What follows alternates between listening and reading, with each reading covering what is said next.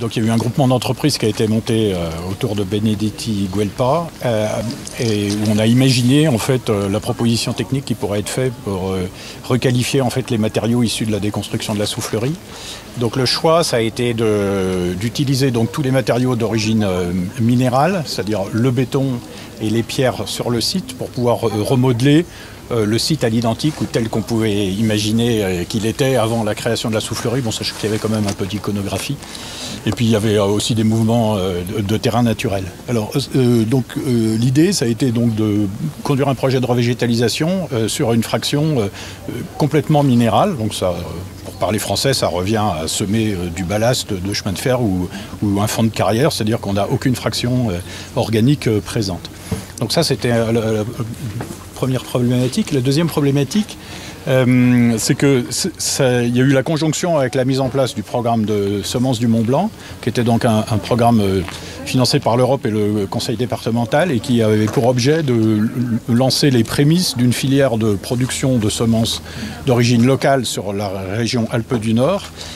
Et donc à l'époque c'était notre réponse en fait au premier appel d'offres que lançait le MEDAD à l'époque sur la première stratégie nationale de biodiversité.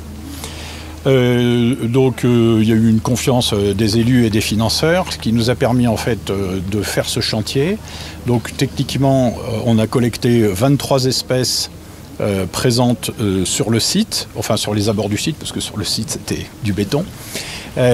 Avec un choix stratégique par rapport aux inventaires qu'avait fait Aster. Donc les inventaires d'Aster en fait avaient inventorié 82 espèces. Je parle d'espèces herbacées, hein, donc biodiversité végétale herbacée.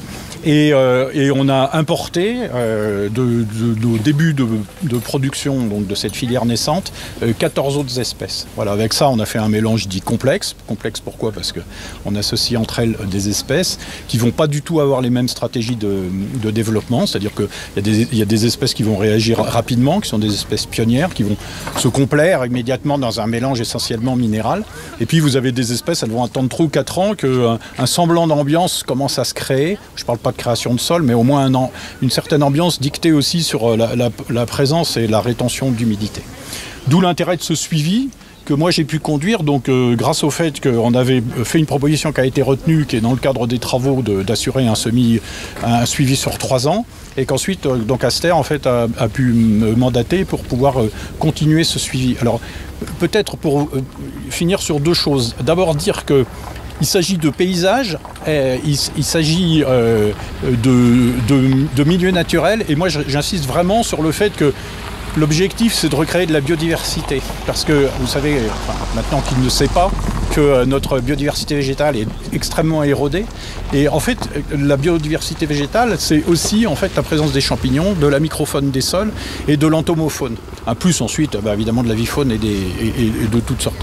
Et donc c'est ça qu'il faut, c'est pas uniquement de la peinture verte, c'est pas du réengazonnement, c'est pas du reverdissement, c'est créer les conditions au redéveloppement d'une biodiversité. Et c'est vrai qu'à cette altitude, c'est un peu un pari, mais qui a toute son utilité. C'est pour ça que ça reste un chantier pilote et que c'est intéressant aussi de communiquer sur ce chantier. C'est qu'aujourd'hui où tous les acteurs de l'aménagement du territoire sont face à l'obligation de supprimer en fait l'utilisation des phytocides sur les entretiens de stabiliser.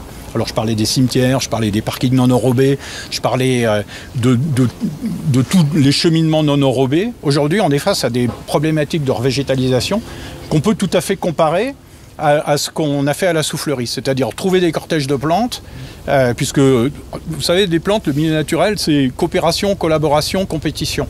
Bon. Chez nous, on oublie toujours que compétition, on sait, collaboration, on sait un peu, hein, mais il faut redéfinir aussi que pour qu'une plante existe dans un milieu naturel, il faut qu'il y ait plein d'autres plantes, hein, c'est-à-dire il ne s'agit pas de faire de la monoculture.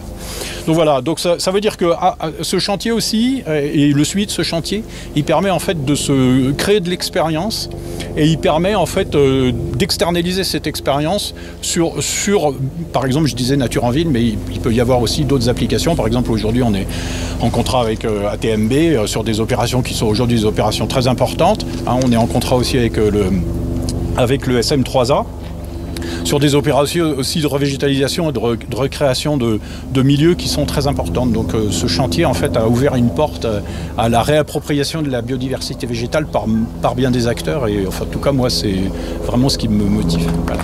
Juste une question, il n'y a pas eu de terre végétale de ramener du tout? Alors non, alors en fait ce qu'il faut voir, en fait quand on a démonté la dalle, sous la dalle de construction, à l'époque les terrassiers n'avaient pas été au caillou.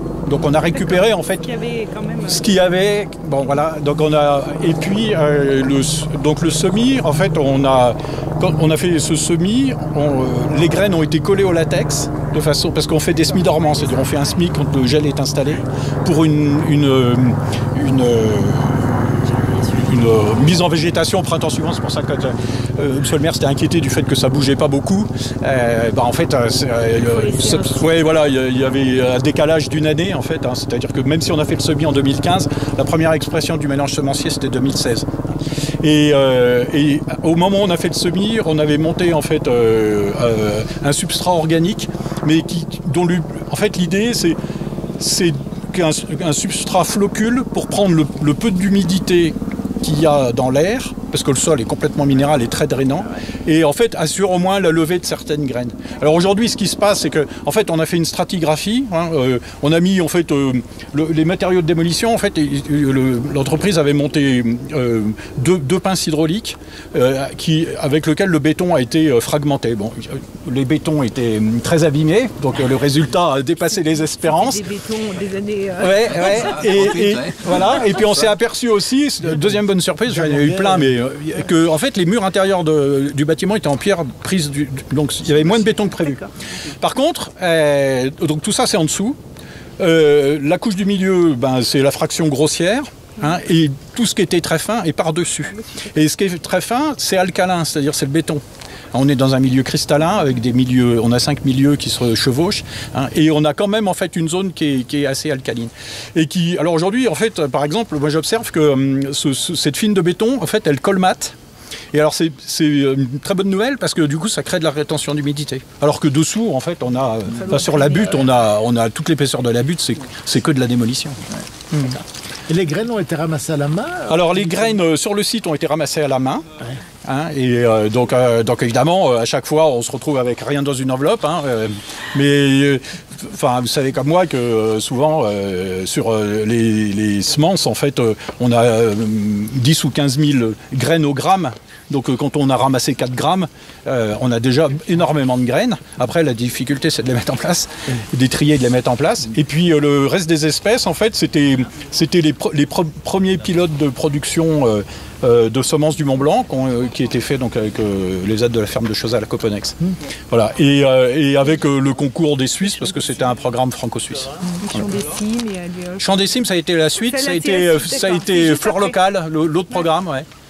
Voilà, et sachant que, ce que je disais tout à l'heure, c'est que ça a imprimé une certaine dynamique. Bon, pas trop cocorico, parce que je pourrais vous donner plein d'idées pour que la dynamique, elle se... Par contre, aujourd'hui, il y a la marque végétale locale, qui est née du même appel d'offres que Semences du Mont Blanc.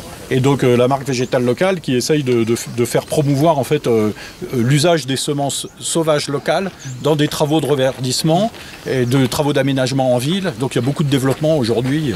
Mais il faut être très prudent, très humble parce que en fait on voudrait une nature qui se régénère d'elle-même et on voudrait en fait qu'elle ne nous punisse pas de nos excès. Là vous voyez, 6 saisons de végétation pour obtenir ça. Moi je me souviens qu'à la réunion que vous aviez animée en mairie, les ONG, je les avais invités à boire un café après et je leur avais dit 7 ou 8 ans pour avoir un résultat.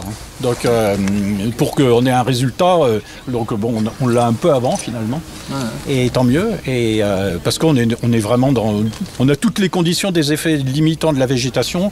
C'est ça qui rend ce site vraiment intéressant pour ce qu'on y fait. Parce que moi, je connais rien dans ce domaine-là, mais j'ai vu des plantes, là, les espèces de gros cas, là, ou je sais pas quoi. Normalement, ça pousse en milieu humide, ça. Ouais, alors ça c'est l'aulne.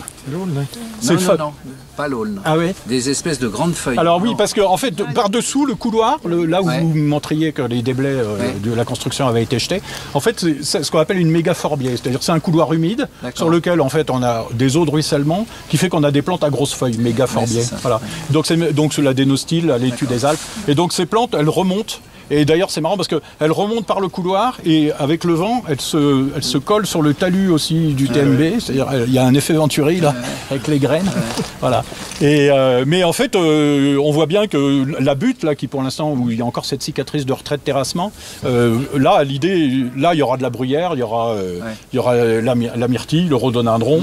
Il faut être patient, hein, parce qu'eux, ils vont arriver tout ça. Il y a un petit peu de mélèze, un petit peu de boulot, un peu de saule. Très bien, bah, bravo. Très bien, oui, bravo. Bon, enfin bon, là on voit plus rien, franchement, là on est monté. Enfin, nous Ah on non, le mais sait c'est quoi. même Hein. surprenant. Moi, je Ouais. ne suis pas monté depuis 1 an ou 2. Oui, c'est surprenant parce que c'est à la limite encore. C'est plus riche que ce qu'il y a à côté. Ouais.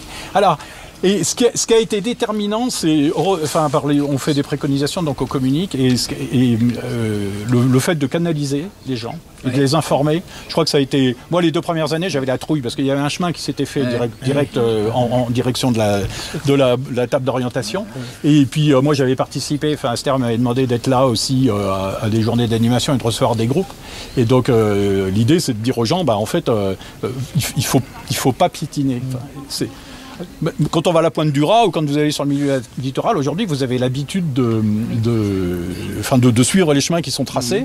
Et alors, les Bretons, ils ont un avantage, ils ont de l'ajon.